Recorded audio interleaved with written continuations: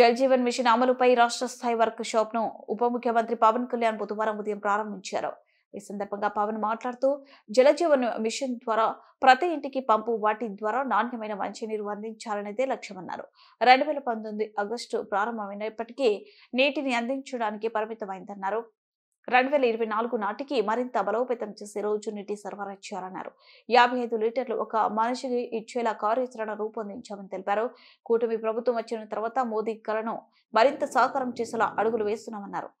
నీటి సరఫరాలో వచ్చే ఇబ్బందులు గుర్తించి పరిష్కారం చేస్తున్నామని, అమృతధార ద్వారా పలు ఇబ్బందులు సరిచేసి మంచినీటిని అందిస్తామన్నారు. నేడు నీరు ఎంత ఎక్కువ తాగితే అంత మంచిది అంటున్నారని, నీరు దొరకని సమయంలో మనకు ఆ విలువ ఏమిటో తెలుస్తుందన్నారు. పొలిటికల్ గా అవకాశం అంత పందిరి వేస్తాం అన్నట్టుగా హామీలు ఇస్తామని, కానీ ఆచరణలో ఎన్నో సవాళ్లు ఎదుర్కోవాల్సి వస్తుంది.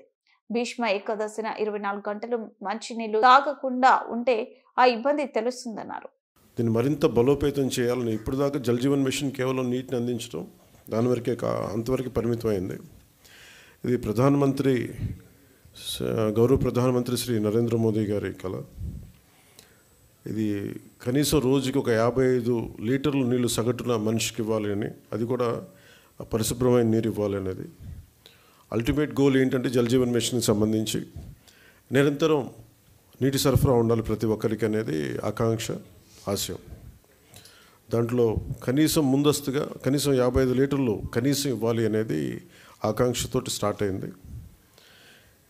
ఇప్పుడు ఈ అమృతధార ఈ వర్క్షాప్ని ఎందుకు అమృతధార అని పెట్టాము Jal Jeevan mission revamp program కింద అనుకుంటే, ఒకటి ఉన్న నీటి వనరులని బలోపేతం చేయటం, అలాగే maintenance of existing schemes, already ఉన్న వాటర్ స్కీమ్స్ అన్నిటినీ వాటి మెయింటెనెన్స్ ఎలా ఉన్నాయి ఏంటి అనేది, అలాగే వాటర్ కన్జర్వేషన్ కూడా ఎంత కీలకమో దీన్ని జల్ జీవన్ మిషన్లో లేదు, కానీ ఇది మనం తీసుకున్న తర్వాత కొత్త ప్రభుత్వం ఎన్డీఏ ప్రభుత్వం వచ్చిన తర్వాత మనం తీసుకునేవి వాటర్ కన్జర్వేషన్ కూడా చాలా కీలకమైంది.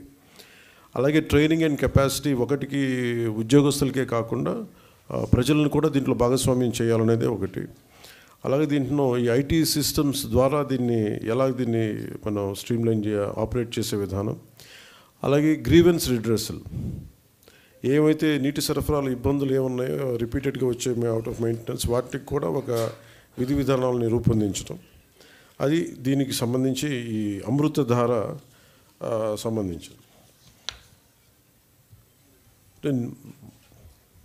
ఒకసారి చెప్పుకున్న మనం రిపీటెడ్గా ఉంటుందని, కానీ బట్ కనీసం ఒక్కరోజు 1 గంట నీళ్లు తాగకపోయినా, ఒక పూట నీళ్లు తాగకపోయినా దాని కష్టం ఎంత ఉంటుందో మనందరికీ తెలిసిందే.